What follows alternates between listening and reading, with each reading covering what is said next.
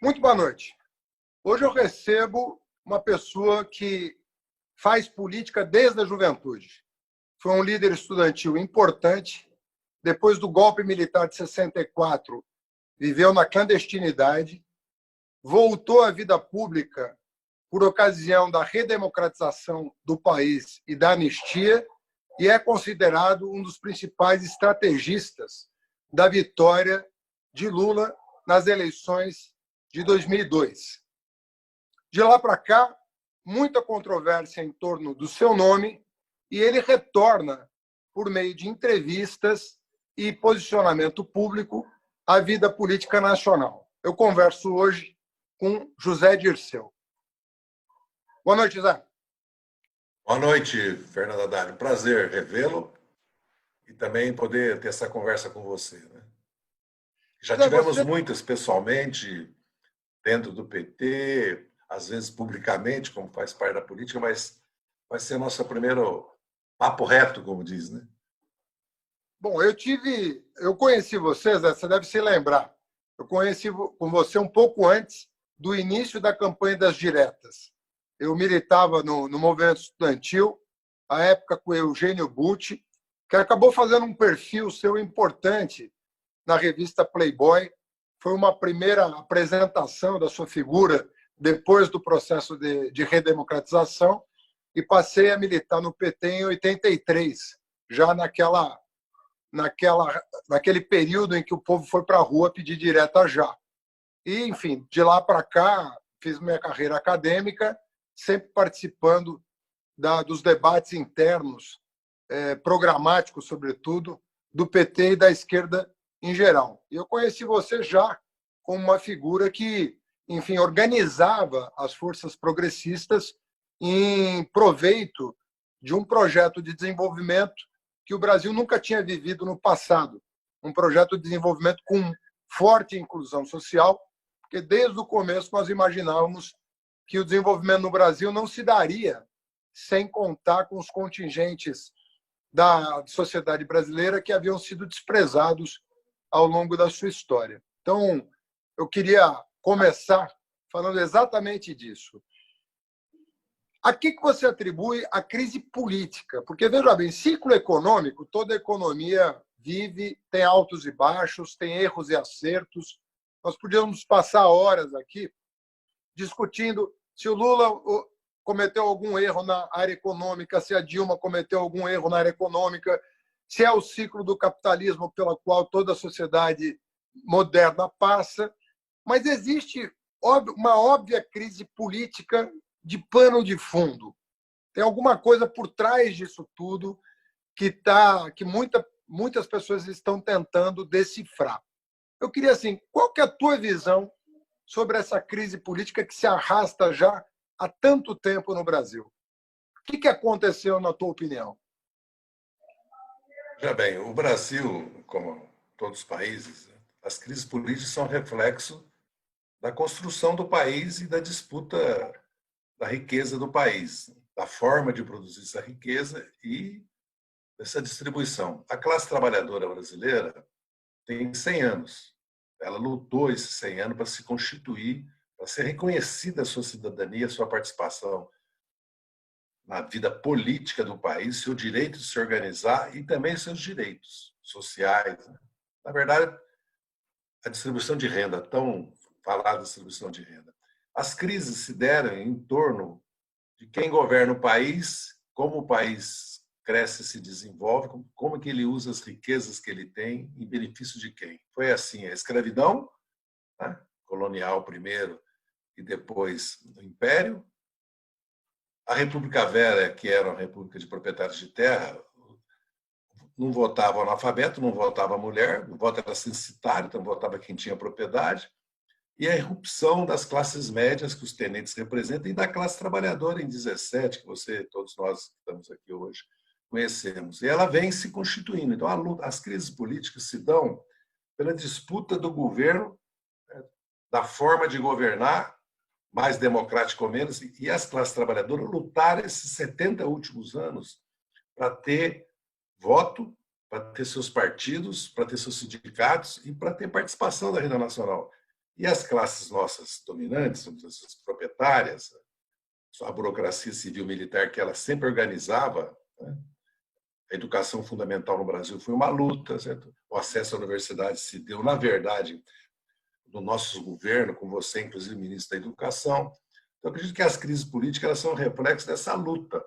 Essa atual é reflexo, primeiro, do rompimento do Pacto Constitucional Democrático de 88, porque ficou estabelecido, depois da experiência de 21 anos de ditadura, nós já tínhamos tido 7 anos de Estado Novo, o governo Dutra foi um governo repressivo, antes da Revolução de 30 não havia democracia no Brasil, então havia um pacto que o país ia resolver todas as suas contradições, essa disputa que existe em torno das formas de governo, de governar para quem, como produzir, como aumentar a riqueza do país, como distribuí-la democraticamente. Eles rasgaram, o PSDB não aceitou o resultado de 14, reuniu forças políticas, aproveitou o ciclo econômico, a crise econômica. Imagina se fosse razão. Na verdade, eles fizeram um parlamentarismo com a Dilma, né? Como se fosse destituir um governo pelo parlamentarismo. Aí arrumaram um pretexto das pedaladas, que é um golpe, com a anuência do Supremo, e particularmente com muita responsabilidade do PSDB, do DEM, do MDB, do chamado Centrão. Então, eles romperam. E o pior, em seguida, eles começam a desmontar o Pacto Social, porque o Brasil se entendeu em 88 que haveria uma maior participação das classes trabalhadoras da renda nacional. Como é que isso se expressa? Pelo salário, mas também pela educação pública e gratuita, por uma saúde universal, pelo acesso ao lazer e cultura, porque o saneamento chega a ele, porque ele pode comprar uma casa, como toda a Europa fez, depois da guerra, 80% subsidiada, porque é disso que se trata, né? Ninguém vai poder pagar uma prestação de uma casa ganhando 3, 4 mil reais por mês. A renda familiar, é preciso que o Estado subsidia essa casa. E aí o choque se deu porque eles derrubam o governo, a Lava Jato, que poderia ter combatido a corrupção, porque houve corrupção como há hoje na administração pública, eles aproveitaram dessa corrupção para responsabilizar primeiro as empresas, e quebrar as empresas e destruir o setor de serviços, que era o setor mais moderno, que estava transformando o Brasil num setor de exportação de capital, tecnologia e serviços, que é quando um país dá um salto na integração regional e no desenvolvimento.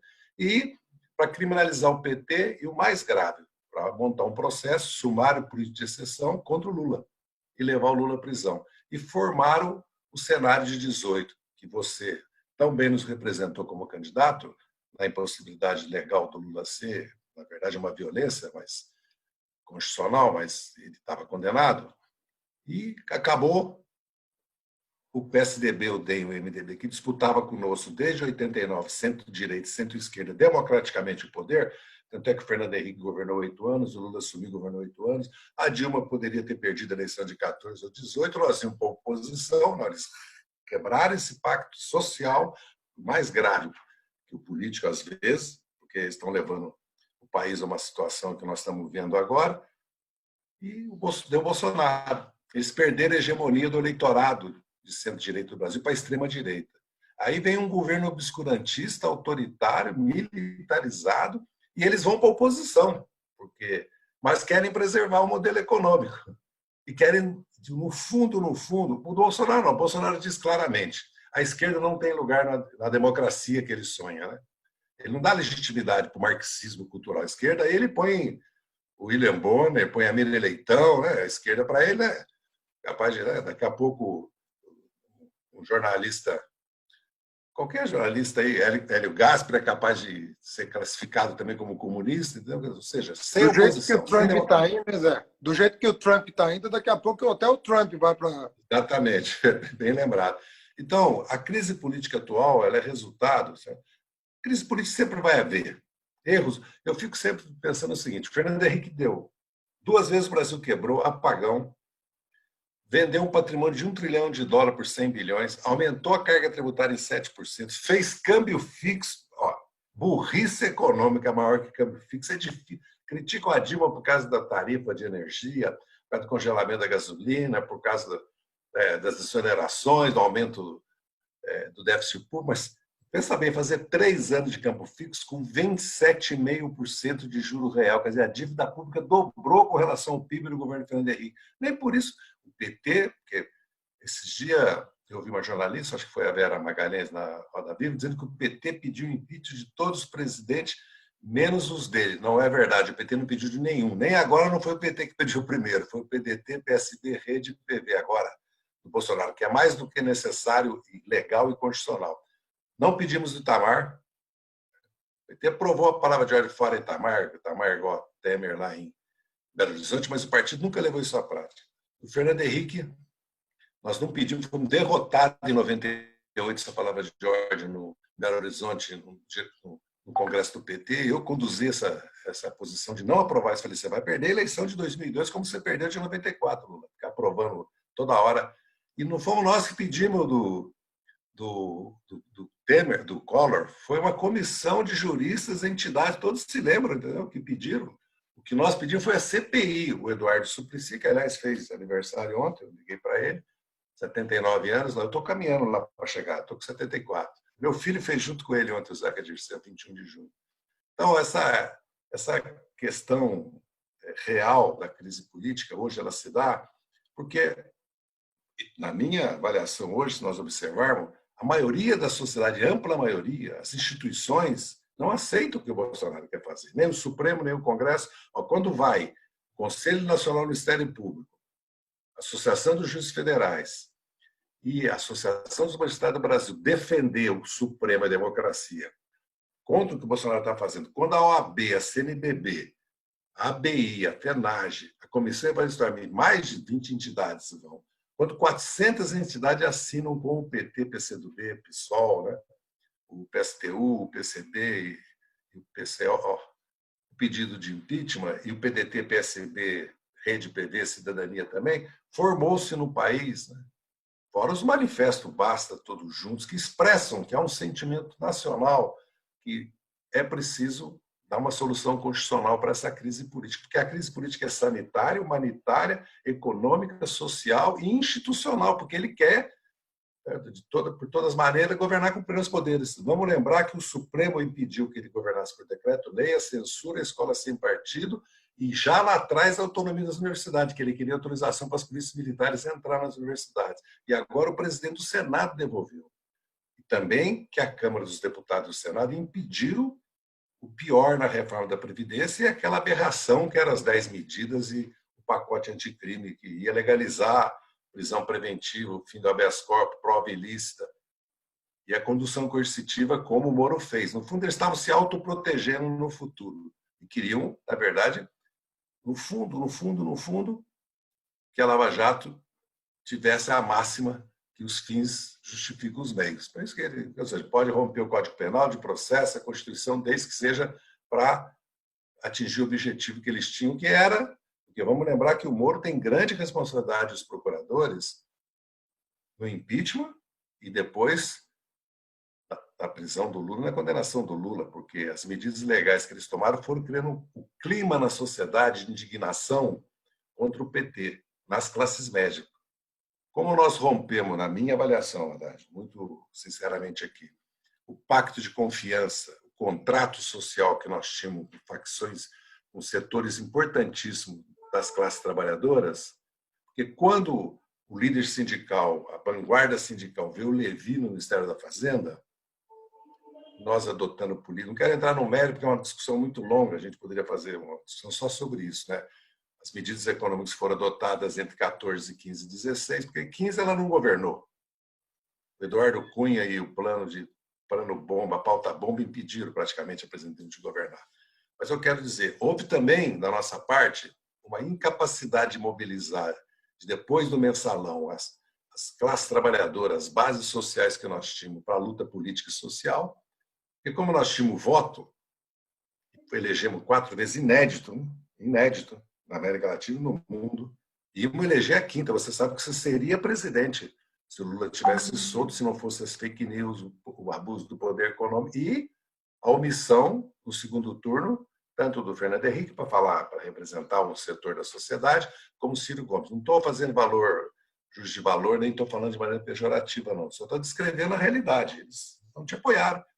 Não apoiaram você, não te apoiaram e você estava pedindo apoio já com um programa mais amplo que o programa do PT.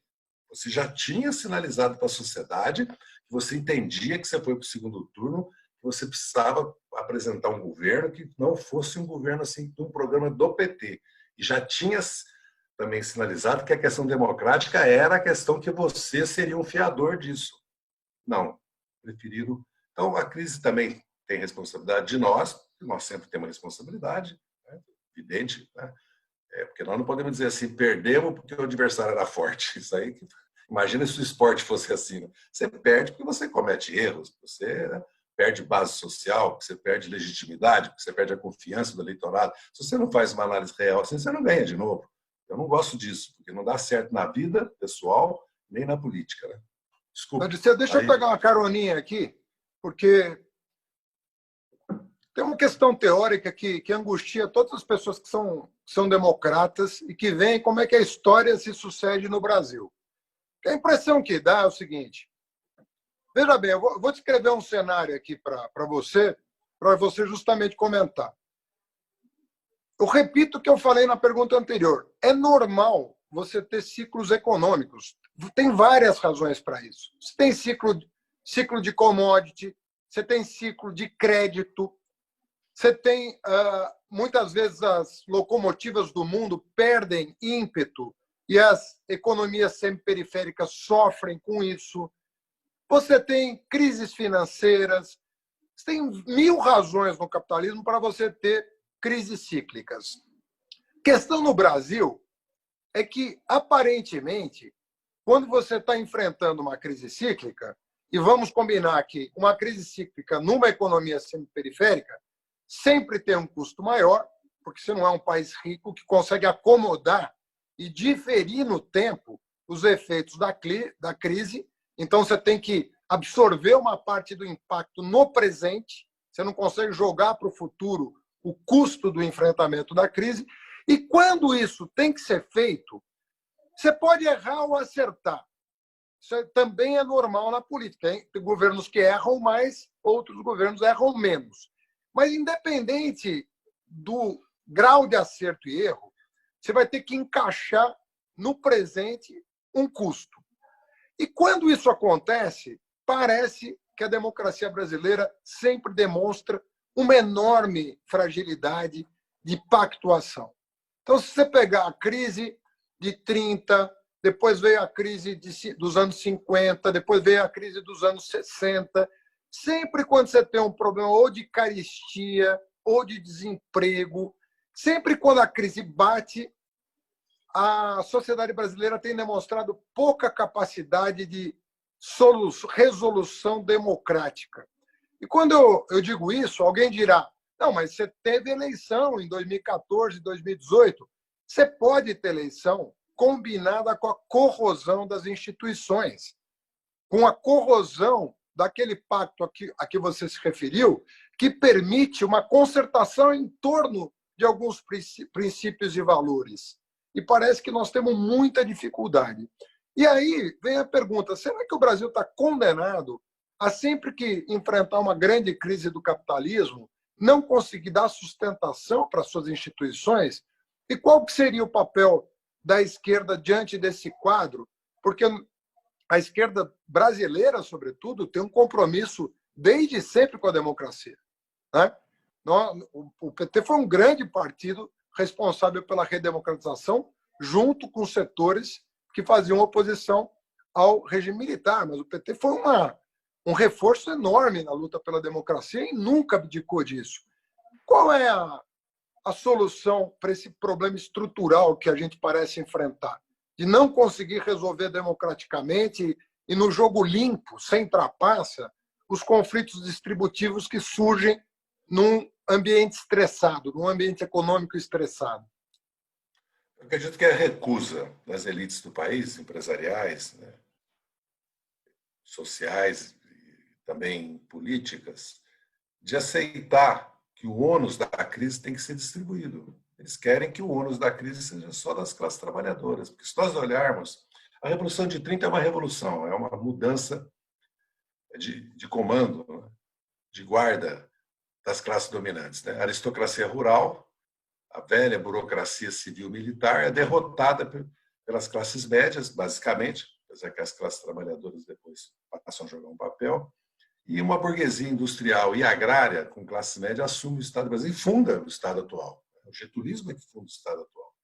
Já as crises de 54, 61, já é a luta entre industrialização ou não, autonomia e soberania do Brasil ou não, distribuição de renda ou não, porque o getulismo da década de 50 e o Juscelino Kubitschek e o Jango, eles vêm para ir modernizando o capitalismo brasileiro, mas também para que as classes trabalhadoras ascendam, até porque o PTB era o partido da classe trabalhadora, como o MDB depois virou, contra a ditadura. A ditadura faz isso que você falou, eleição sem poder, quer dizer, o parlamento não tinha poder, o presidente da República era escolhido no alto comando, como eles querem agora, entre os almirantes, brigadeiros e generais. O MDB, mesmo assim, o povo em 71, qual é o problema deles? É o povo, porque o povo sustentou o Jango. O Juscelino seria eleito presidente. O povo derrotou a ditadura em São Paulo, em Minas e no Rio em 66, depois nas ruas. Aí veio a AI-5, aí o povo em 74 derrota a ditadura. Aí vem reconstrução da UNE, campanha contra a carestia, as greves operárias, a anistia, e vem as vitórias do MDB. Vamos lembrar que o MDB ganhou 82 e 86, elegeu a maioria na Câmara e no Senado. O povo brasileiro tem um lado, a maioria, que é o lado nacionalista, desenvolvimentista, progressista, para simplificar, para fazer uma síntese. E sempre o acesso dele ao Estado. As elites brasileiras se recusam a isso. Quando chega, primeiro, a democracia, nós tiramos a força dessa democracia no Brasil. Né? Vamos lembrar que a mulher votou em 34 se o marido autorizasse. Em 46, depois da guerra, é que ela vota. E o analfabeto só em 88 votou. Só em 88. Mas não pode ser eleito. E nós não temos proporcionalidade na Câmara até hoje. É um mínimo de 8, mais 70. Isso aí é uma trava para maiorias de esquerda no parlamento. O Lula é o único que governou sem maioria no parlamento. A Frente Ampla governou, os peronistas governaram, o Evo governou, o Rafael Corrêa governou, o Chaves governou, o André Manuel Lopes Obrador tem maioria na Câmara do Senado, a Frente Farabundo Martins, El Salvador, era um empate. Os sandinistas tiveram, conquistaram. Se você olhar os governos progressistas do Panamá, da República Dominicana, eles têm maioria. Nós tivemos que construir aquela maioria. Se nós levarmos 5 anos, nós fizemos muito aqueles 13 anos. É muito, porque uma coisa é governar com maioria, que é uma questão que nós não discutimos. Então, eu acredito que o grande problema das crises democráticas no Brasil é, primeiro, essa recusa de reconhecer a esquerda como alternativa e, na hora das crises, querer, como agora. Não se fala, olha só o que estão dizendo essa semana. Vamos privatizar, a regra de ouro vai ser mantida. Veja bem, o teto de gasto vai ser mantido, nós vamos demitir todos os funcionários públicos que se aposentar, não vamos contratar mais. Quer dizer que a saúde e a educação vão ser desmontadas, né? Porque basicamente funcionário público é segurança, saúde e educação, acho que dá 70%. Eu não tenho esse dado, mas dos 500 mil que são concursados, eu suponho que 300 mil, então não vamos contratar mais, quer dizer, vamos parar com o Estado brasileiro, porque a classe trabalhadora tem consciência disso. Ou ela participa pelo salário, que eles estão arrochando, a precarização, a flexibilização, o fim de uma série de direitos vai reduzir a participação do trabalho na renda nacional, agora vai retirar, ia privatizar a previdência, a saúde e a educação. Então o destino, fora a informalidade, os pobres, os autônomos, né, quem vive ambulante, que são milhões, 30, 40 milhões. Um país que precisa de uma revolução social, que é tributária. Então, se eles não querem distribuir a renda, a riqueza e a propriedade no país, o Brasil é o segundo país de maior concentração da terra e o problema urbano é basicamente também de concentração da terra. O resto é consequência. As péssimas qualidade de vida, as enchentes, o transporte péssimo, né? A insalubridade, é tudo consequência do monopólio da terra no campo e na cidade. 1% tem 28% da renda, 10% tem quase 45%, aí os outros 10% embaixo tem 0,8% da renda. E os 20% não dá, tem que mudar isso, eles não querem. Então essa crise que é grave, por quê? Haddad, veja bem, nós somos um país rico, desenvolvido, somos subdesenvolvidos pela concentração de renda e riqueza, porque a renda familiar brasileira dá 11 mil reais por mês.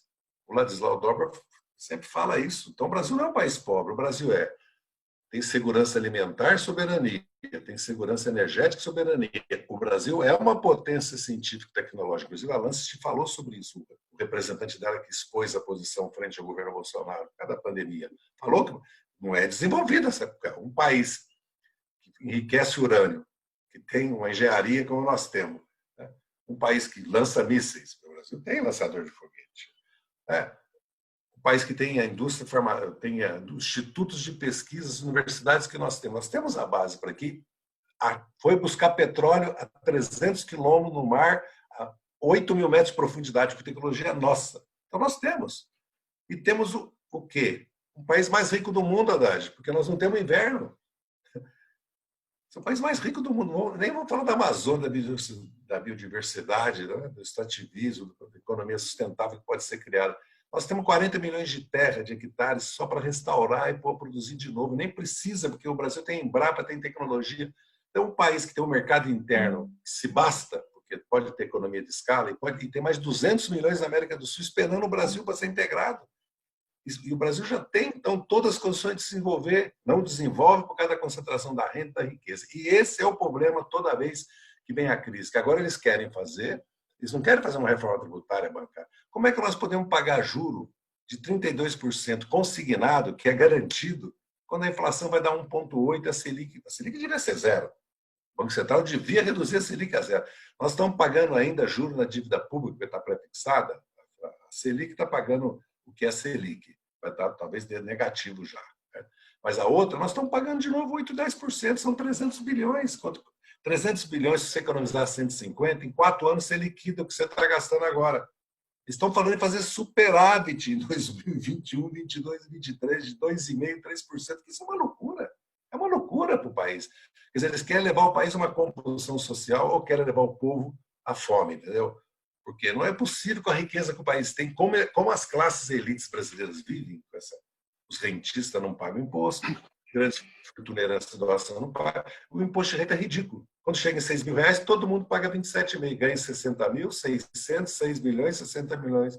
Lucro de dividendos não paga, então está tudo virado.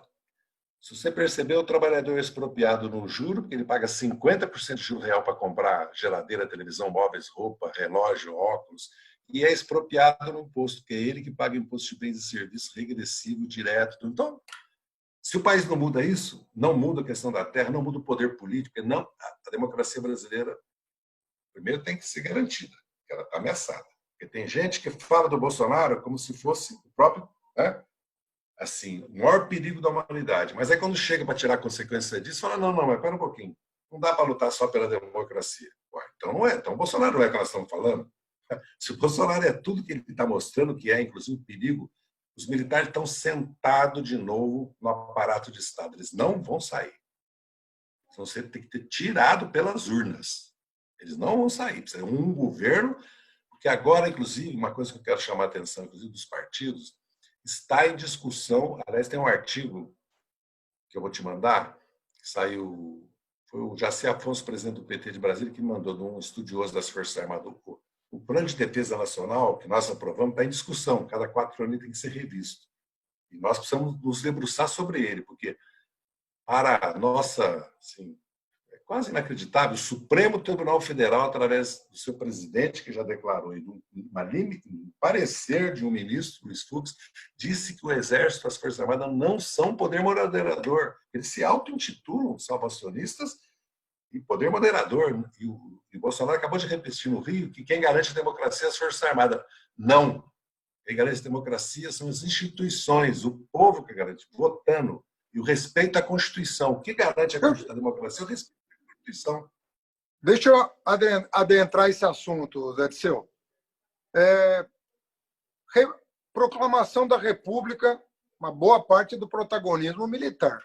Revolução de 30 que você citou, foi uma crise oligárquica que contou os militares ali no entorno do Getúlio para resolver, que 15 anos depois, por ocasião do fim da guerra, foi deposto pelos militares e fizeram a transição para a eleição do Dutra.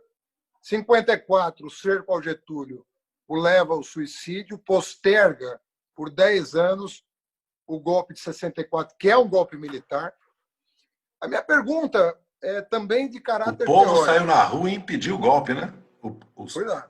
A massa popular proletária ocupou as grandes capitais, destruiu os jornais da oposição, caçou os líderes da oposição, que consideravam eles que tinham assassinado Getúlio. Por isso que não houve ditadura já em 54, né? Ia ter uma ditadura. Em 55, Lott deu um contragolpe. Em 61, Brizola armou o povo, dividiu o Terceiro Exército, ganhou a Brigada Militar, que era a Polícia Militar do Rio Grande do Sul, que até hoje tem esse nome, e impediu o golpe. Quer dizer, os 3 golpes não aconteceram porque ou o exército se dividiu ou o povo se levantou. E o povo derrotou o parlamentarismo em 63 depois ainda. Depois fala que o nosso povo é conservador, que o nosso povo não luta. Isso é propaganda política. Entendeu? É inacreditável. Outra coisa é que o Brasil... Mas deixa eu te perguntar uma coisa sobre os militares. Eu sei que você está... Eu quero te ouvir muito, mas eu quero embocar a nossa conversa para... Desculpe. Me corta porque... Não, eu te corto, na boa. Eu queria atuar... Você sabe, você conhece, você é formado em Direito, você sabe que a discussão sobre soberania é uma discussão que começou em 2 vertentes que depois se reuniram e se confundiram na história. Porque o debate sobre soberania nacional, ele começa sem povo. Ele não começa com o povo.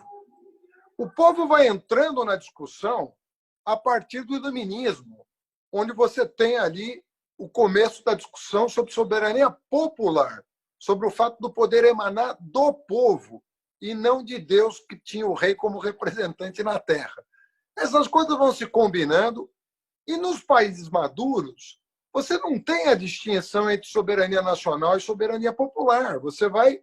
Essas coisas estão amalgamadas no Ocidente de uma tal maneira que, se você fizer essa discussão na Europa ou nos Estados Unidos, a pessoa não vai nem entender do que você está falando. Mas em países que sem tradição democrática ou subdesenvolvidos, essas questões na crise voltam a ser colocadas da maneira como estão sendo colocadas agora em relação ao artigo 142 da Constituição, a ideia de poder moderador, que é um poder que existia no Império, e ainda assim por uma influência do velho Benjamin Constant, né, na discussão sobre constitucionalismo, a briga dele com Montesquieu e tudo mais. Qual é a dificuldade que tem, na sua opinião, essa dificuldade é das Forças Armadas ou é de setores das Forças Armadas que não incorporam o conceito de soberania popular à visão que eles têm que defender, até por mandamento constitucional, da soberania nacional? Eu acho, infelizmente, eu queria que não fosse assim, certo?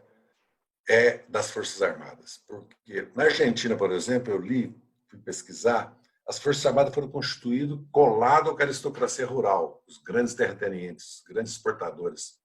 As famílias, se você olhar os sobrenomes na Argentina, você vai ver que são famílias, Lanuzzi, todas aquelas famílias, Videla, mas são famílias que atrás têm grandes grupos empresariais, né, antes, né, ou pecuaristas, ou cerealistas. Né? No Brasil, em tese, seriam as classes médias, né? Porque o exército brasileiro se constituiu na Guerra do Paraguai. Né? Então já é uma tragédia. Os escravos lutaram e depois não conseguiram a libertação. Tá? A Armada era o poder. Tanto é que a Armada se levanta contra a República. Os tenentes são a classe média que se levanta por um Estado nacional, por justiça eleitoral, por voto secreto, reforma agrária, uma ala vira anti-imperialista, se divide.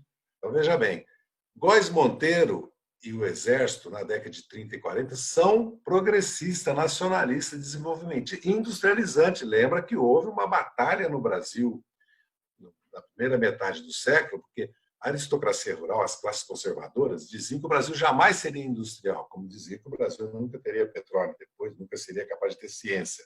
Queriam branquear o país, e houve uma luta, e o Góes Monteiro e o Exército eram a favor da industrialização. Tanto é que a campanha do petróleo é nosso surge no clube militar, com Horta, General Horta. Então veja esse Exército, que volta depois no gás, que eles têm medo agora desse fantasma. O Getúlio e esse Exército fizeram um pacto. O Getúlio, para entrar na guerra, o que ele pede? Aço e energia. O Lênin um dia respondeu para o camponês: socialismo é aço e energia mais socialismo. E era as redes, a inteligência artificial, a robótica da época, a energia e o aço. Então, esse exército, ele muda na Guerra Mundial. Ele vira um exército pró-Estados Unidos. E pela democracia, né, ocidental, né, vem, derruba o Getúlio. E aí começa a tentativa de golpe com um programa sempre reacionário, conservador, do ponto de vista da evolução social, cultural do país, reacionário, que o povo não sabe votar, e pró-americano. E ele volta agora com essa mesma ideologia. Eles são os únicos patriotas, que o povo não sabe votar, salvacionismo, que eles é que podem salvar o Brasil, e voltam também antidemocráticos, porque, na verdade, eles querem excluir as esquerdas. Quando eles excluem as esquerdas, no caso, não dão legitimidade para o PT, certo? Lula, certo? Ou para as esquerdas, porque tudo é comunismo, tudo é marxismo cultural, essa propaganda, eles acabam com a democracia, porque a democracia ganha quem ganha, dentro das regras do jogo. O PT nunca rompeu nenhuma regra do jogo, nem as esquerdas no Brasil, desde 88, todo mundo sempre apela para a justiça, ninguém nunca apelou para a violência, nunca apelou para derrubar governo, sempre apelou para ou eleição direta ou impeachment, que são medidas. A eleição direta era uma subversão, uma ditadura, tomou o poder pelas armas, rasgou o contrato constitucional. Então eu vejo que, infelizmente, as Forças Armadas, isso é um problema sério, porque eu acho que nunca houve soberania popular sobre as Forças Armadas expressada no comandante-chefe das Forças Armadas e no parlamento.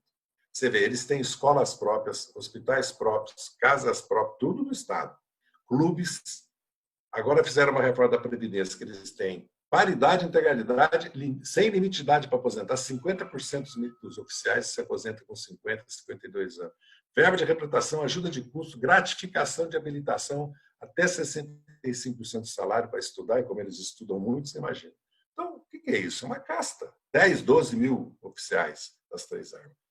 Agora, as Forças Armadas têm que fazer uma reflexão. Eu falo, o Exército Brasileiro, o Exército Brasileiro, a Marinha do Brasil e a Força Aérea Brasileira vão se prestar a colocar a política externa brasileira submetida aos Estados Unidos, nossas Forças Armadas dentro do Comando Sul e da estratégia da OTAN.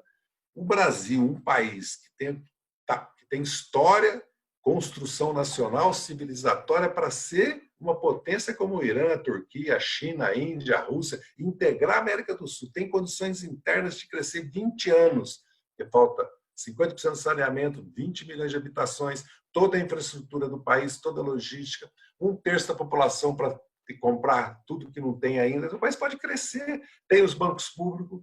O Brasil, um país que tem os bancos públicos estatais, a ciência que o Brasil tem, o mercado interno, a base industrial que tem, cresce como a China há 30 anos, dobra 4 vezes o PIB.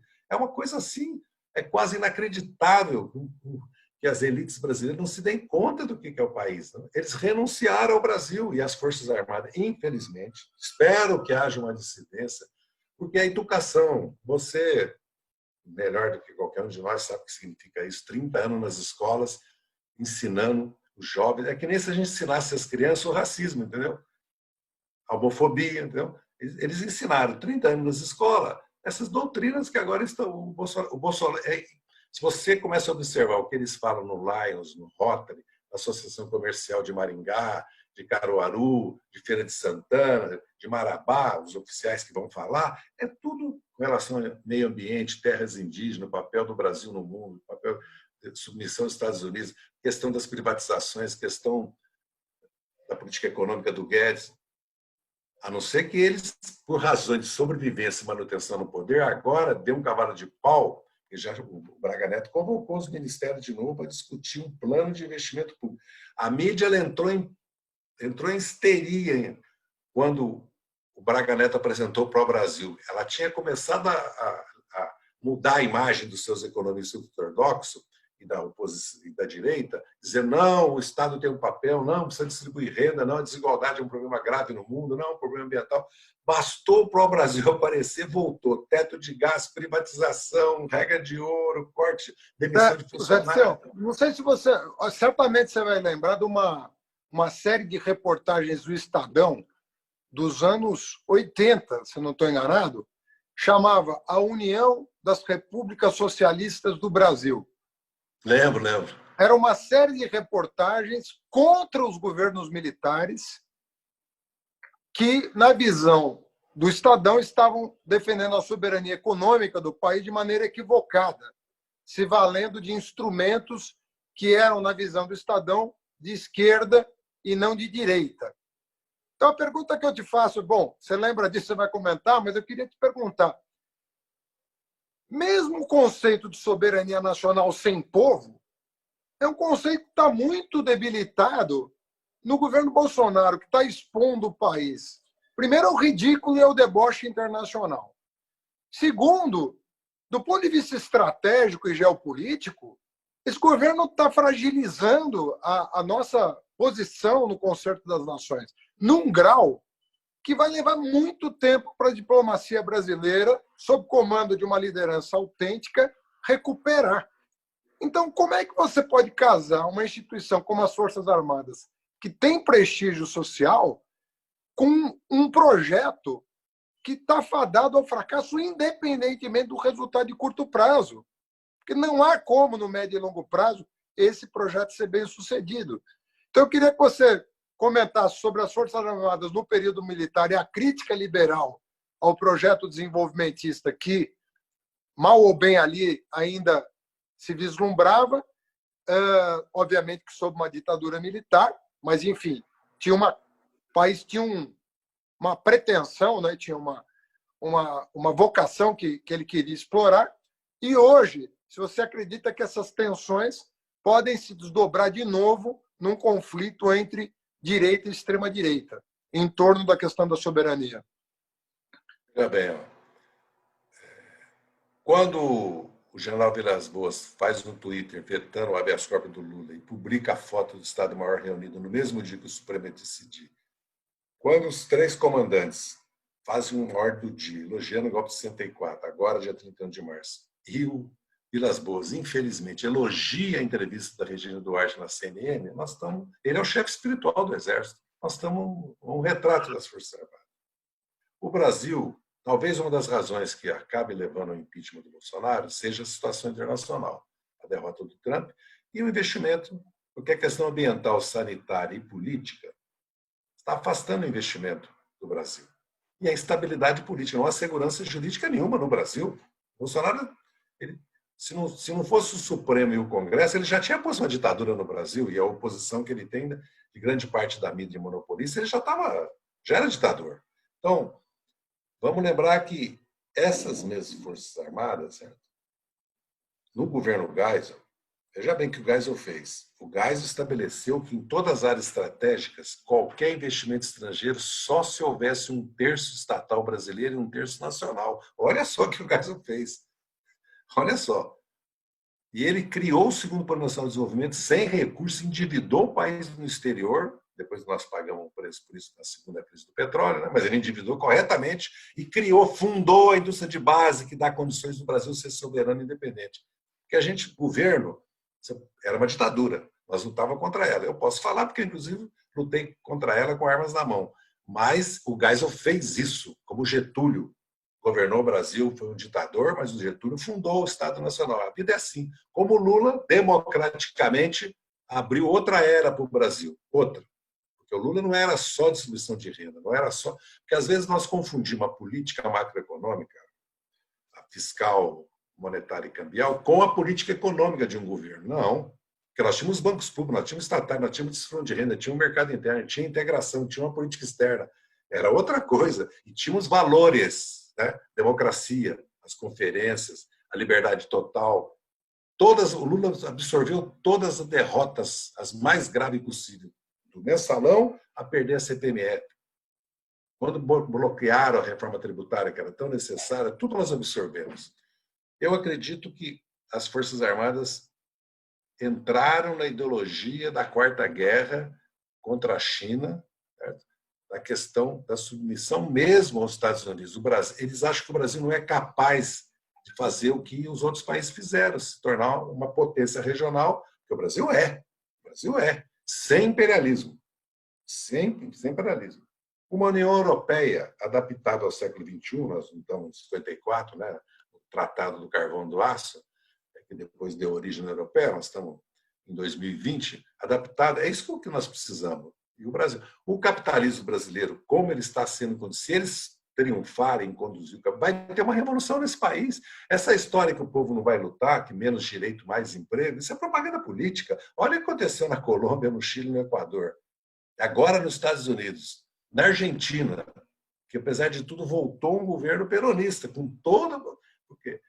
E a prova maior que nós somos alternativa é a votação que você obteve no primeiro e no segundo turno. Nós que eu estou falando é um amplo arco de forças políticas, não é só o PT, e não é só a esquerda. Estou falando de... Porque nós estamos confundindo a extrema-direita e a direita estão em luta. Como tirar o Bolsonaro, se vão tirar ou não. Estão com medo tanto da explosão social, que depois da pandemia as classes médias vão sair nas ruas contra o Bolsonaro, as progressistas, as discentes e as de direita, as moristas e as tucanas, vamos dizer assim. Não é bem assim, tem milhões de pessoas que não têm, assim, são simplesmente democráticas, simplesmente, porque o Bolsonaro é um problema mais grave para a sociedade brasileira, porque ele é uma volta da roda da história. Ele quer introduzir a discriminação por gênero, a discriminação sexual, se a pessoa... Ninguém vai poder ser homossexual, ele quer pôr as crianças na escola cívico-militar, cortar cabelo, bater continência. E os jovens já se levantaram contra essas mulheres. Pode olhar nas pesquisas, que a liberdade está em risco com o Bolsonaro, e o obscurantismo, a negação da ciência, como diria o ministro Barroso, do iluminismo, entendeu? É uma coisa, e além de tudo, autoritário, que é impor uma ditadura. Então, além do problema econômico, social, nós estamos vivendo uma crise que é quase de identidade nacional e civilizatória. O Bolsonaro é uma negação disso aí. Então, eu acredito que, infelizmente, o sentido nacional as Forças Armadas perderam. Elas estão na visão que, sem os Estados Unidos, o Brasil ficará à mercê da China. Não é verdade. Não é verdade. O Brasil tem forças de per si para ser uma potência. E, infelizmente, nós é que não somos burguesia. Né? Aliás, eu estou querendo até que Florestan Fernandes, que tem a Revolução Brasileira, escreveu, falava muito da Revolução Brasileira inacabada, tanto da independência, como a da propriedade da terra, como a democrática, como a social. As revoluções, vamos dizer assim. No fundo, é isso. Nós é que vamos ter que acabar a independência, nós é que vamos ter que acabar a república, nós é que vamos ter que acabar a revolução social do século XIX, a reforma tributária, política e agrária que a Europa fez, que a burguesia fez. É nós que vamos ter. Porque... Se as elites brasileiras, o SCAP representa o empresariado brasileiro, pelo amor de Deus, é isso que é a nossa. Isso é o Brasil? Mas, Dirceu, deixa eu pegar carona aqui. Você fala, nós é que vamos ter que concluir o processo de independência, concluir o processo de republicanização do Estado, concluir o processo de fechamento ou completar a nossa matriz produtiva, incorporando tecnologia, ciência à nossa produção. Só que aí tem uma coisa. Você tem um grupo armado que diz que o modelo é o de subserviência aos Estados Unidos, senão nós vamos ficar à mercê da China, que, na minha opinião, é um equívoco. O Brasil tem tamanho para jogar com essas forças em seu próprio proveito. Nós tínhamos, inclusive, uma diplomacia que era muito capaz. E o Lula demonstrou que você podia tirar proveito em qualquer mesa de negociação. Você senta com os BRICS, você vê o que é melhor para você. Você senta com o G20, você vê o que é melhor para você. Você faz acordos bilaterais, vendo o que é melhor para você. O Brasil tem densidade para isso. E se radicalizasse na integração sul-americana, teria mais. Aqui, na minha opinião, a gente radicalizou pouco na integração.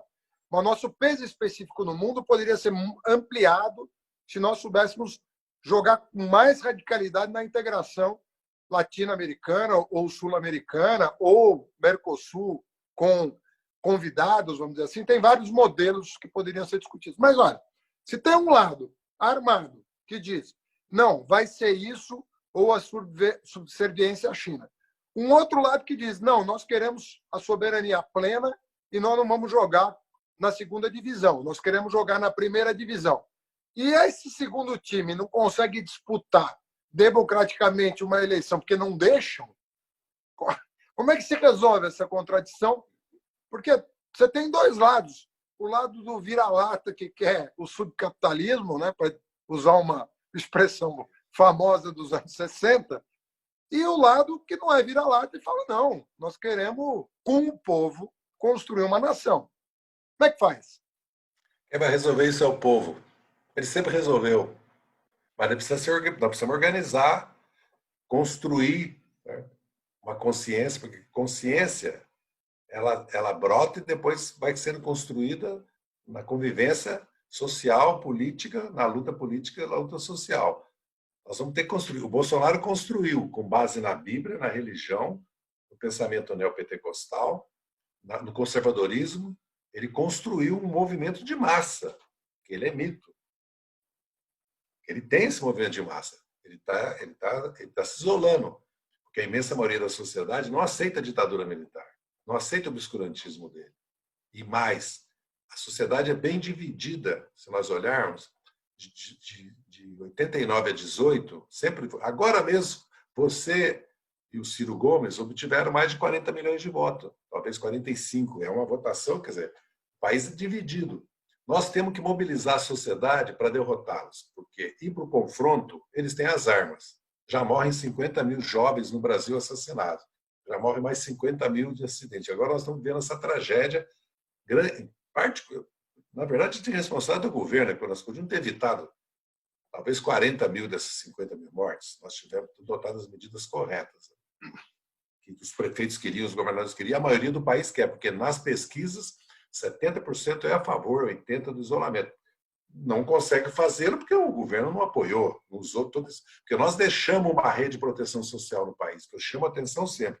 Não é qualquer país que tem SUS, educação fundamental e média, fundamental com material escolar, merenda e transporte com todos os problemas. As universidades públicas nós temos, BPC, salário mínimo, previdência, seguro-desemprego. Não é todo país que tem isso. Nós temos uma rede, cadastro único para proteger.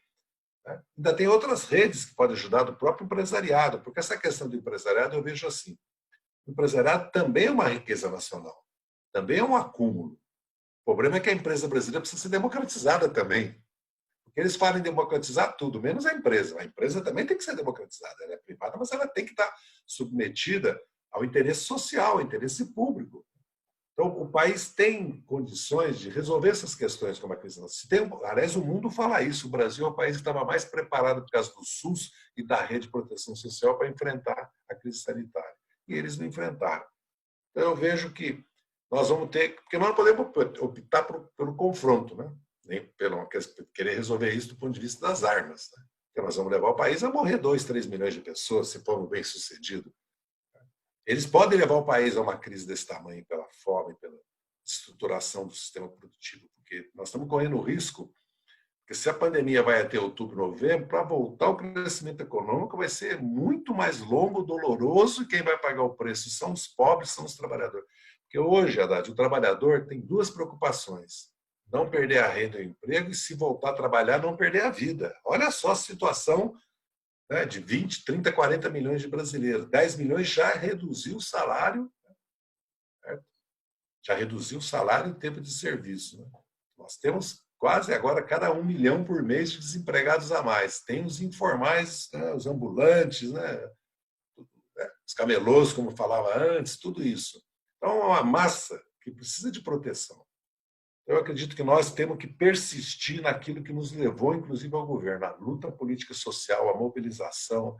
É que nós, por circunstância histórica, porque tem sempre que lembrar que a classe trabalhadora brasileira se constitui, não por 70 anos, 100 anos, desde a greve de 17. E ela, na metade do tempo, foi reprimida, perdeu seus direitos, seus líderes foram presos, assassinados, deportados, né? Muitos foram para o exílio depois. Foi assim na década de 10, foi assim no Estado Novo, foi assim no governo Dutra, foi assim na ditadura militar. Mesmo assim, ela se constituiu.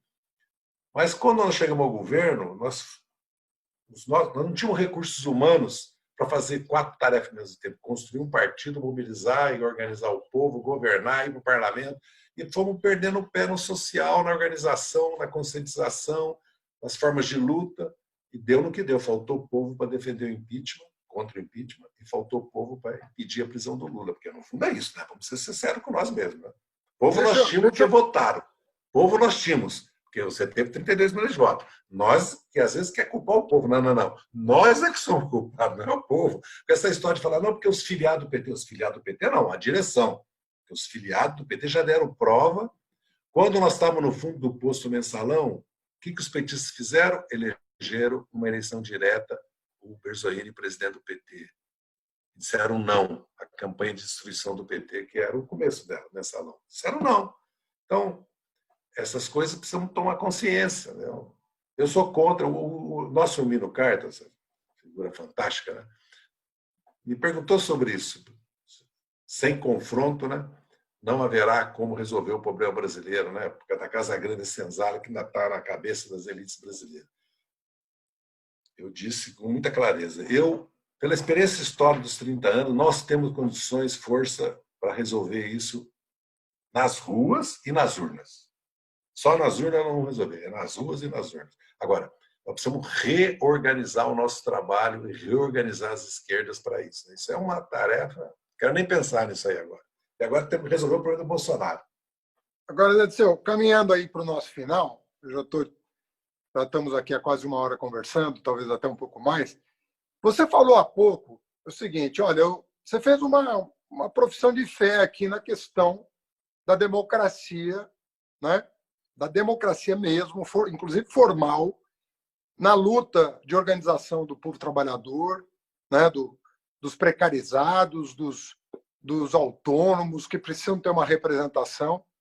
E falou, nossa via de transformação social é pela justiça. Você usou essa expressão, inclusive. E eu queria te perguntar o seguinte, a sensação hoje, eu não quero entrar no mérito, veja bem, você teve pessoas de todos os partidos, né, todos os partidos hoje, não era o objetivo inicial, na minha opinião, mas acontece que houve uma perda de controle, sobretudo com delações, como a do Joesley, por exemplo, que acabou transformando o país inteiramente.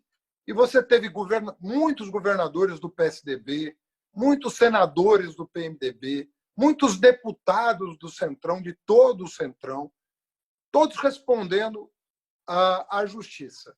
A gente sabe que, se isso tudo fosse muito bem feito, nós podíamos ter uma depuração e graduando pena, cada um respondendo exatamente pelo que fez, nós podíamos ter uma mudança. Ocorre que você perguntar na classe política hoje, toda ela, você perguntar, você tem segurança no seu sistema de justiça? Você tem tranquilidade de que a decisão vai ser uma decisão imparcial? Eu diria que 90% da classe política hoje vai dizer, eu tenho dúvida, eu tenho receio, eu não tenho 100% de segurança.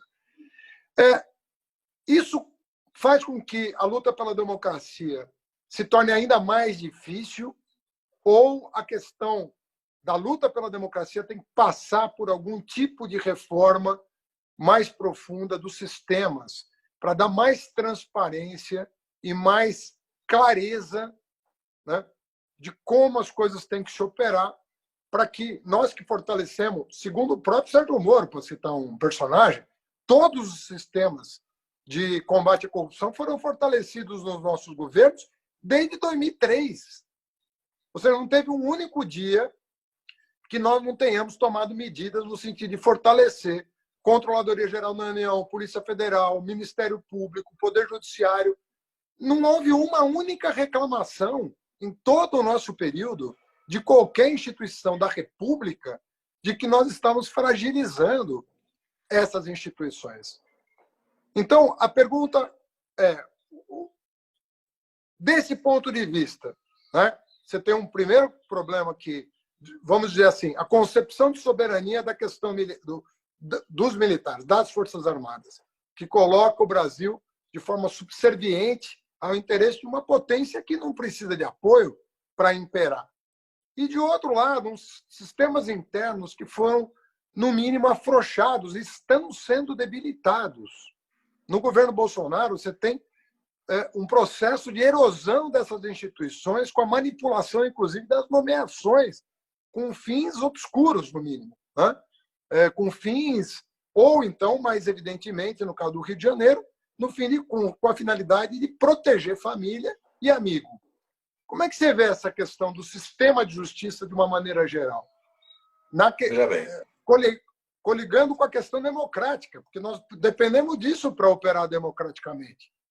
Você precisa de um Então, sistema de justiça que garanta a regra do jogo. a vida é dura, né? Que eu sempre dizia. O Lula, às vezes, quando a gente começava a reunião de manhã cedo, né, em 2003, às vezes, quando começava a ficar muito tenso e muito difícil tomar decisão, eu lembrava, a vida é dura. Veja bem, o judiciário hoje é um bastião contra o autoritarismo, o Supremo Tribunal Federal. O mesmo Supremo Tribunal Federal que me condenou no mensalão. Eu virei bandido em 48 horas. Roberto Jefferson deu uma entrevista 48 horas depois, a mídia toda assimilou que eu era um chefe de uma quadrilha e um grande criminoso. Eu nunca tinha sido investigado, eu não tinha um bem. Eu tinha vivido salário de 80 até 2005, salário só. Não tinha um bem, só salário. Eu, quando saí do governo, fui trabalhar, não consegui trabalhar. O Credit Suisse me convidou para fazer uma palestra. A Veja fez 3 páginas. O quadrilho, a quadrilha e o quadrilheiro. A quadrilha era o Credit Suisse, o quadrilheiro era eu. Ninguém nunca mais me chamou para fazer palestra. Eu fui obrigado. Eu fui ser advogado. Os jornais faziam matérias, eu perdi os clientes. Eu fui obrigado a virar consultor. E 60 empresas que eu dei consultoria, todas depuseram lá, todas foram ao juiz da 13ª Vara e falaram, deu consultoria, nós pagamos isso. Eu virei bandido a primeira vez no mensalão. Eu fui condenado sem prova nenhuma, reconhecido por 3, 4 ministros. O ônus da prova cabe ao acusado, a teoria do domínio do fato, a literatura jurídica permite condenar apesar. Então, a instrumentalização da justiça contra o PT, no caso, contra nós, o partido, não é que só eu que fui condenado, não. O núcleo do partido, do governo e do parlamento foi condenado, foi tirado. O João Paulo, Paulo Rocha, o professor Luizinho, o Chiquei e eu, eles fizeram o massacre do Márcio Tomás Bastos. Eu escrevi agora no 2º volume a história do massacre do Márcio Tomás Bastos, do Zé Alencar, do Gilberto Carvalho e do Chiquei, e depois do Palocci. E no partido, o secretário-geral, o presidente e o tesoureiro do partido, Genuíno Delúbio e o Silvio Pereira. Eles cortaram 20, 30 anos de construção política. Veja bem o golpe que nós levamos. Outra coisa é que houve Caixa 2, os bancos prestaram dinheiro para 2 empresas, essas 2 empresas repassaram dinheiro para o PT, aí inventaram a Visanet, dinheiro público do Banco do Brasil, 73 milhões, que está provado que nunca houve nada disso. Primeiro, a Visanet é privada, não é pública. Entendeu? O segundo, dinheiro foi tudo, todos os serviços foram prestados e pagos pela Visanet, que era uma bandeira, os bancos punham dinheiro nela, ela contratava empresas de publicidade, jornais, televisões, fazia, tudo foi feito. Introduziram isso para dar peculato, para dar crime contra a democracia, assalto ao Banco do Brasil. Então, uma questão grave de Caixa 2, que aliás o Lula até falou em Paris, né, que era uma questão de Caixa 2, se transformou numa crise da República. E o mensalão, Haddad, durou de 2005 à eleição de 2012, que você foi eleito. Eu fui julgado um dia antes do teu primeiro turno, um dia antes do segundo. O Aires Brito teve a desfaçatez, a falta de pudor de fazer isso, para influenciar nas eleições. E cumpri pena no fechado, no semiaberto, no aberto, e fui indultado, sem dever nada. Então, a instrumentalização do judiciário, a Lava Jato, aprimorou isso e levou ao máximo. Porque Código Penal, Código de Processo, Constituição, eles, o Intercept está aí. E agora o Moro, o ministro da Justiça, candidato a presidente, candidato a ministro do Supremo, desvendou tudo. Outra coisa é que a responsabilidade política é dos governos, quando há corrupção na máquina administrativa. Mas não, eu sempre, quando falo assim, o PT é corrupto, qualquer lugar do Brasil, rádio, televisão, eu falo, tá bom, você está dizendo que o PT é uma organização criminosa. Então me diz aqui, em Pernambuco, um vereador do PT que se enriqueceu na política, um deputado, um senador, ou governador, um vereador do PT, me diz. Porque nós sabemos como é que o prefeito se enriquece. É posto de gasolina, é motel, é a casa que já viram uma casa de 2 milhões, é fazenda, é material de construção. Mas me diz. Porque uma coisa é que nós cometemos erros e pagamos por eles. O que eu falei para o juiz na 13ª Vara? Falei, doutor Moro, o senhor quer me condenar? O senhor me condena porque eu tomei empréstimo, não declarei, porque houve uma reforma do meu apartamento. O senhor está me condenando por todos os contratos da Engevix com a Petrobras. Não há nenhum nos autos, nada que eu tenha relação com isso. O senhor não está me condenando pelo meu contrato com a Jamp e com a Engevix. O senhor está me condenando por algo que eu não fiz. No caso da Apollo, eu fui condenado. A empresa foi absolvida, que ganhou a licitação. A Petrobras disse que não houve nenhum... Tá? O Moro pediu para a Petrobras fazer a sindicância. Não houve ilícito, não houve sobrepreço, o preço é abaixo do mercado, a licitação não teve influência externa. Absolveu a empresa, absolveu o consultor e me condenou. Quer dizer, não houve corrupção ativa, não houve dinheiro ilegal, mas houve lavagem e corrupção passiva. É política a condenação. E a primeira não tem sentido. Eu reconheço meus erros. Eu falei em juízo, está lá nos autos. Mas não é nada de corrupção, lavagem de dinheiro ou Petrobras. Não há uma prova que eu tive qualquer relação com a Petrobras, um diretor, um funcionário, um e-mail, uma visita minha, uma participação minha. Eu era consultor. E, infelizmente, mantive uma relação com o Milton Pascovitch que eu não devia ter mantido. De confiança, que eu errei. Certo? Não podia fazer isso. Pelo mensalão, pelo alvo que eu era, eu não podia fazer.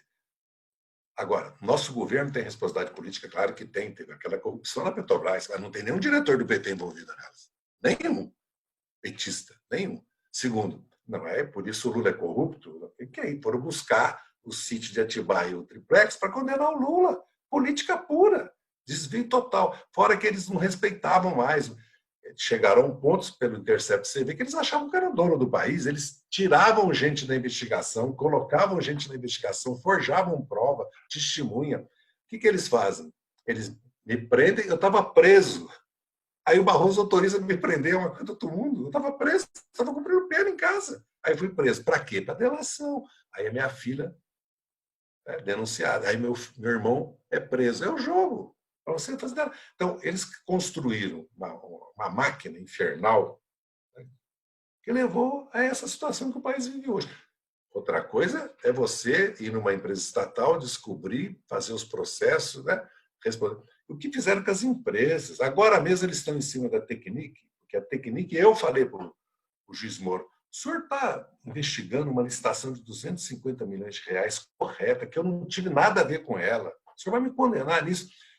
A Mannesmann, Confap, que está por trás dessa empresa argentina brasileira, ganham 2 bilhões de dólares há 20 anos, são 40 bilhões de dólares, tem reserva de mercado, monopolista, cartel dentro da Petrobras. Eles não investigaram. Agora surgiu por causa de delações, como eles não controlam, como a Aécio Neves. A Aécio Neves surgiu porque eles não controlam as delações, as gravações. Essa loucura, que aquilo ali é uma loucura, né? Saiu gravando, o Sérgio Machado saiu gravando todo mundo. Isso é provilista. Depois o Joés está gravando todo mundo. Quer dizer, é cachorro, está a serviço Quer dizer, o Ministério Público, o maior erro do Supremo Tribunal Federal foi dar poder de investigação ao Ministério Público. Na Constituinte, Haddad, votou isso. Quem é a Polícia Judiciária da União? Polícia Federal e Ministério Público. Ganhou a Polícia Federal amplamente, porque todo mundo falou bem. Quem acusa vai investigar? Não pode ser. Ganhou. Eles foram em toda a Assembleia Constituinte Estadual tentar reverter. Eu organizei nacionalmente a luta contra isso. Ganhamos dele em todas as 26 Assembleias Legislativas, que quem é a Polícia Judiciária é a Polícia Civil. O Supremo mudou isso. Foi o Supremo que mudou. E como a segunda instância. Está na Constituição. Quer mudar? Faz uma PEC. Aliás, quando for ao ministro Peluso apresentar que tinha que ter prisão de segunda instância, ele falou, não, vocês estão vindo no lugar errado. É lá, ó, lá na frente. Vai lá naquelas duas cúpulas lá, aprova lá uma PEC que eu cumpro aqui. Está lá até hoje. Ele entregou para o Lula e para o Sarney o projeto para ter prisão de segunda instância, reforma constitucional. Fizeram como fizeram. O Supremo por 6-5. Infelizmente, o ministro Gilmar Mendes, as duas questões, como também o fim da cláusula de barreira, que eles querem gostar. Foi o Supremo que pegou o tempo de rádio e televisão em fundo partidário e dividiu 2/3 proporcionalmente. Era só 5% proporcionalmente para todos, né? Porque os outros 95% era proporcional, que é a urna que decide quanto você tem de fundo partidário, quanto eu tenho de fundo eleitoral. Não é uma lei, é a urna. É o voto de cada partido. Ah, não, mas aí os partidos pequenos... Não, o PT foi partido pequeno, não tem essa história não. O partido pequeno cresce sim. O PT cresceu sem dinheiro. Essa é conversa. A democracia brasileira, o Supremo tem muita responsabilidade. Felizmente, hoje, o Supremo está aí se apresentando como um defensor das regras constitucionais. Então, eu acho que reforma do judiciário. Se a Lava Jato chega no judiciário, salve-se quem puder. Sabe quem diz isso? Eliana Calmon, corregedora do CNJ, ministra do STJ, depois foi candidata, inclusive. Você sabe a situação dos tribunais de justiça. Então é o seguinte, tem que combater a corrupção, mas não fazer o que fizeram. Destruir as empresas brasileiras, destruir a capacidade do Brasil como um país que integra a América do Sul. Fizeram com o Lula, sabe? O que fizeram com o Lula é uma infâmia, uma indignidade. Certo? Quer dizer, e agora você vê, eu fui cassado pela Câmara, a Câmara dizendo que o Roberto já foi cassado porque não provou que havia mensalão. E agora o Flávio Bolsonaro, você olha, não acontece nada. Quer dizer, eu fui cassado em 6 meses. Não havia nada contra mim. É uma farsa aquela comissão de ética que fizeram. Eu podia ter renunciado e me candidatado a deputado em 2006, 2010, 2014. Eu falei, não, eu não vou me defender. Eu vou defender o PT, o governo, o Lula, não eu. Eu não tenho que me defender, eu não fiz nada. Se eu tivesse feito, eu falaria. Se eu tivesse participado de um Caixa 2, eu teria dito, participamos, fizemos, por isso, por isso, por isso. Eu não fiz. E me defendi. Deixa eu te fazer terminar com uma pergunta de política. Você está vendo esse movimento, óbvio, né, de franqueamento dos cargos públicos para o Centrão. Então, tem 2 movimentos muito grandes. Uma militarização, na minha opinião, injustificável, porque não tem base técnica. Né? É a mesma coisa que eu dissesse assim, olha, se eu for eleito presidente, metade dos cargos eu vou dar para médicos, ou metade do cargo eu vou dar para advogados. Quer dizer, por que tem que ser militar? Militar devia ser...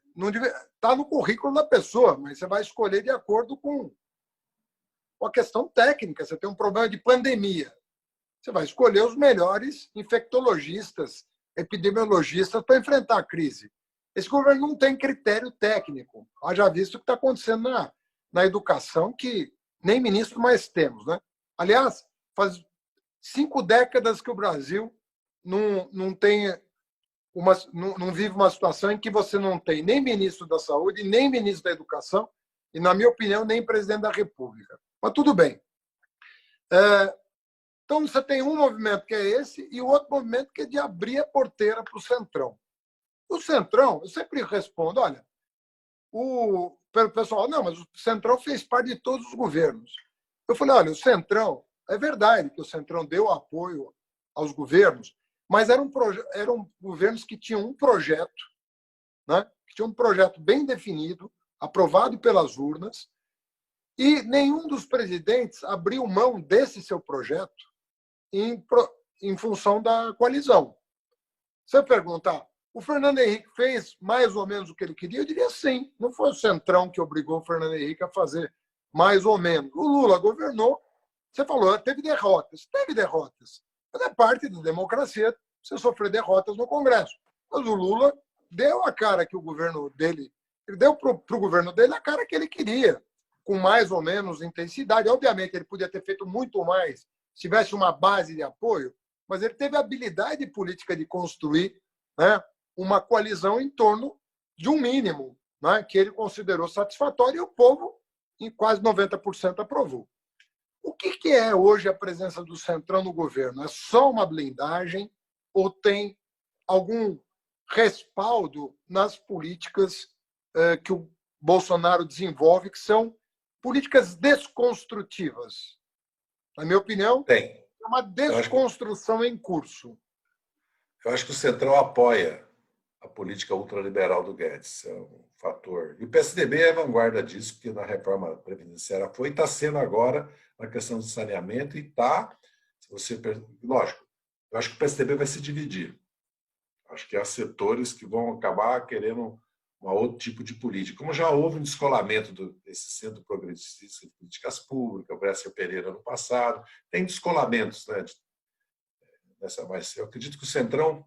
Agora, o Centrão também é o seguro dele para ele não iniciar um processo de impeachment e para não ser autorizado ele ser processado pelo Supremo. E também para a família dele, porque o caso do Bolsonaro chegou a um ponto, né, que não tem mais solução, tanto pela questão externa como pela questão interna. Eu não entendo como que o PSDB, o DEM, o PMDB, a própria Globo, a Folha, tem dúvidas ainda. Acho que há mais o medo da tutela militar, o medo da alternativa de esquerda, e eles estão com medo também da convulsão social que virá. Mas se eles têm esses medos, a melhor solução é resolver o problema agora. Mas acho que eles querem resolver no momento que eles têm segurança que eles vão controlar.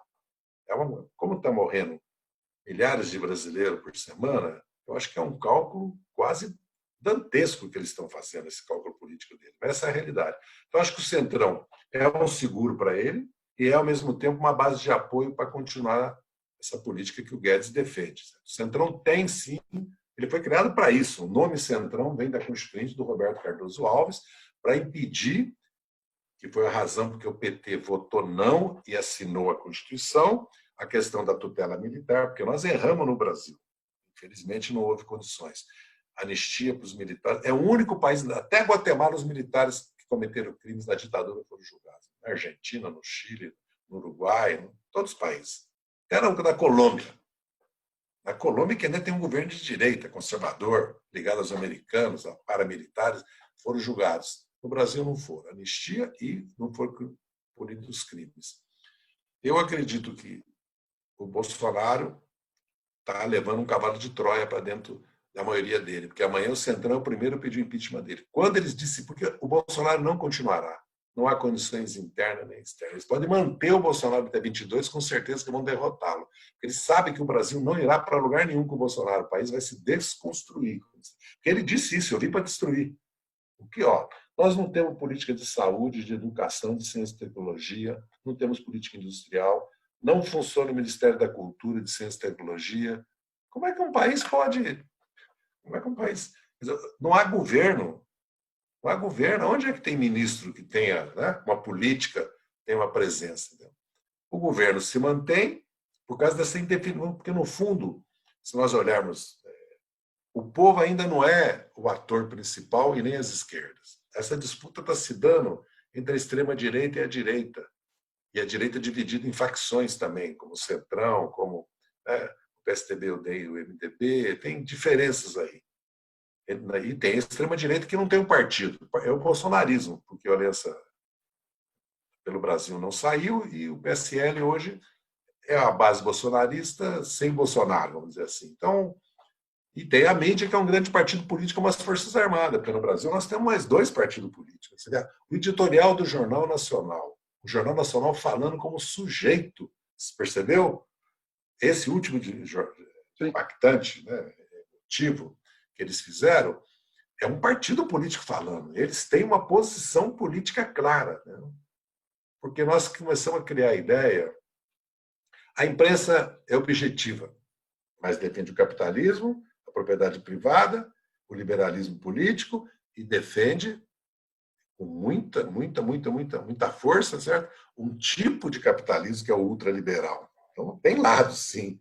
Agora, as Forças Armadas estão cometendo o maior erro, porque eles, com as Forças Armadas, eles têm que enquadrar as Forças Armadas nas normas constitucionais, porque se pode ter Forças Armadas atuando à direita, pode ter à esquerda também.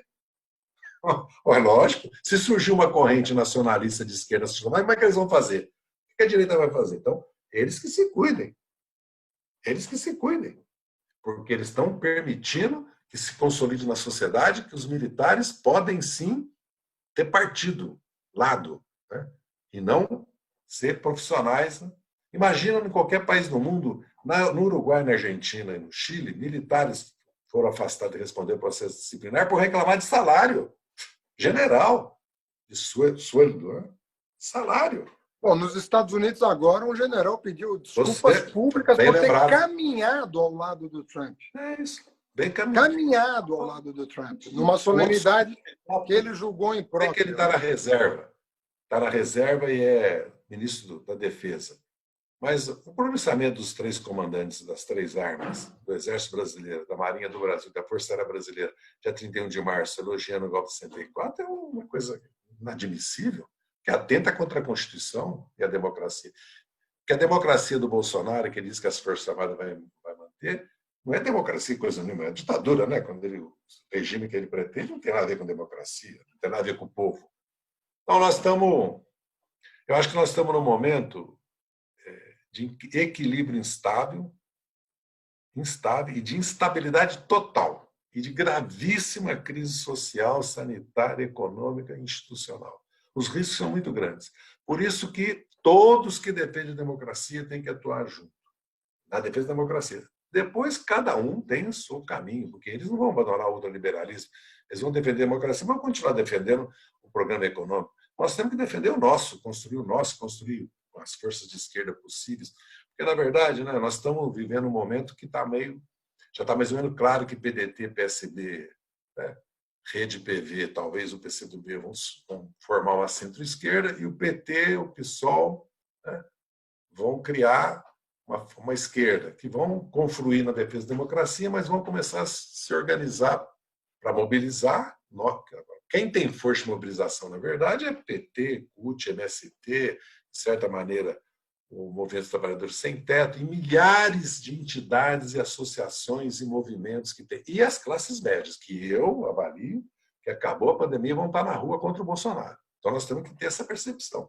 E a ilusão, achar que o povo brasileiro vai aceitar essa política econômica, porque os trabalhadores vão perceber, porque tudo isso leva tempo. Eu me lembro como se fosse hoje, quando começou a terceirização, a década de 80, as mulheres vinham com 2 filhos carregando no braço 4 ônibus para chegar nos locais de trabalho aqui no centro de São Paulo. Tudo alimentação, vigilância, administração, passou a ser limpeza, passou a ser terceirizada. Foi uma novidade. 2 anos depois, elas estavam ocupando o plenário da Assembleia Legislativa, conduzida por essa mulher maravilhosa, que é a Luísa Erundina, que era deputada estadual, para reivindicar todos os direitos e formar os sindicatos. Os vigilantes hoje têm seguro-saúde, seguro de vida, quem compra a arma é a empresa, quem põe o colete de proteção de prova de bala é a empresa. No começo era eles, não tinha nada disso, que seguro-saúde, que seguro de vida, é um meio salário, tudo. Luta! Senão nós estávamos na escravidão até hoje, na servidão, nós não estaríamos. Senão as crianças estão trabalhando nas fábricas 14 horas, né? Hoje você fala, eu falo para minha menina às vezes, você precisa trabalhar, fazer. Papai, a lei proíbe trabalhar até os 16 anos. Né? Só se eu for aprendiz. Com 9 anos de idade, ela me responde. Aí ela tem que explicar para ela que ela tem que dividir o trabalho de casa comigo e com a mãe, porque nós estamos na pandemia. Tudo. Mas você vê a consciência que tem. Quer dizer, achar que a humanidade aceita a ausência da liberdade de acesso à cultura, às riquezas, isso é propaganda política. O duro é que tem gente da esquerda que começa a achar que o povo brasileiro vai estar à altura de novo como esteve sempre. Senão o Lula não teria ido para a presidência 2 vezes, nem a Dilma 2, e nem o Brizola teria resistido ao golpe militar, nem Juscelino tinha feito o que ele fez pelo Brasil, porque pode falar o que quiser da era Juscelino. Abriu para o capital estrangeiro, isso, aquilo, mas o Brasil acreditava no Brasil. É como o Lula. Pode falar o que quiser de nós, mas o Brasil tinha confiança no Brasil. Hoje, o que é o Brasil? Esse páreo internacional, essa vergonha para nós. Os brasileiros têm vergonha de sair do Brasil. Nem vamos poder, viu? Se continuar essa política aqui, a Europa vai pôr quarentena de 1, 2 anos para nós, os Estados Unidos. Você vai ver. O maior perigo que o Brasil tem hoje é esse. Que o mundo vai rejeitar o Brasil. Imagina se, espero que aconteça, se o Trump perde a eleição. O Bolsonaro vai ficar como? Exposto, nós vamos ficar expostos no mundo. Então, é hora de impeachment, tirar o Bolsonaro. Depois nós resolvemos o resto. Aí nós vamos brigar com o Mourão. Vai ser uma briga dura, boa com o Mourão. Ele que continua com a política do Guedes, nós vamos para cima dele, vamos lutar contra ela. É a vida. Zé, uma última pergunta aqui de saideira. Queria te fazer a seguinte pergunta. Você era um jovem, militante político, líder estudantil em 64. Depois você viveu 2004 e pessoalmente para você deve ter sido um drama absurdo. 2016, um drama institucional novamente. Viveu a clandestinidade, viveu o exílio, viveu a prisão. Da onde você tira esperança? E se você tivesse 20 anos, o que você estaria fazendo hoje? Veja bem, eu, nos piores momentos, eu sempre lembro dos meus companheiros que morreram na tortura e morreram assassinados lutando pela liberdade. Eu não posso fraudar isso. Eu não conseguiria viver comigo mesmo. Talvez eu me suicidaria. Se eu tivesse traído, acho que eu dava um tiro na cabeça. Eu não consigo viver. Segundo, a minha paixão. Eu tenho uma paixão assim pelo Brasil. Eu sempre falava, eu sirvo ao Brasil, ao presidente Lula e ao PT. Nessa ordem. Ao Brasil, mas é o Brasil que eu sonho. Que é a pátria Os militares falam em pátria todo dia e estão entregando o Brasil, estão arruinando o Brasil. A pátria que eu penso é a pátria do povo brasileiro, não é? O povo brasileiro tem que ocupar seu lugar no Brasil, para o Brasil ocupar o lugar do mundo. Quando eu tomei posse no Ministério, eu falei isso. E rendi homenagens e gratidão ao povo cubano. Eu não cuspo no prato que eu comi. Porque eu estou vivo porque os cubanos me apoiaram. E eu estou vivo porque os meus companheiros morreram lutando contra a ditadura. Então, para mim, a minha vida vai ser isso, lutar. Se eu parar de lutar, eu acho que eu envelheço. Eu estou jovem para 74 anos, sem falsa modéstia. Estou jovem.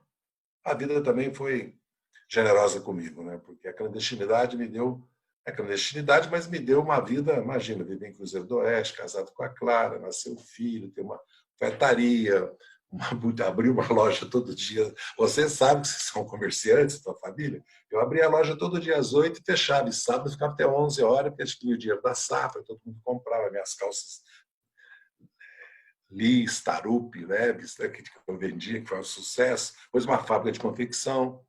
Agora, eu voltei para ser auxiliar administrativo na Assembleia Legislativa. A minha vida, eu recomecei a vida. Quando eu cheguei em Cuba, eu tive depressão. Eu estava fazendo treinamento militar, me feri, tive depressão.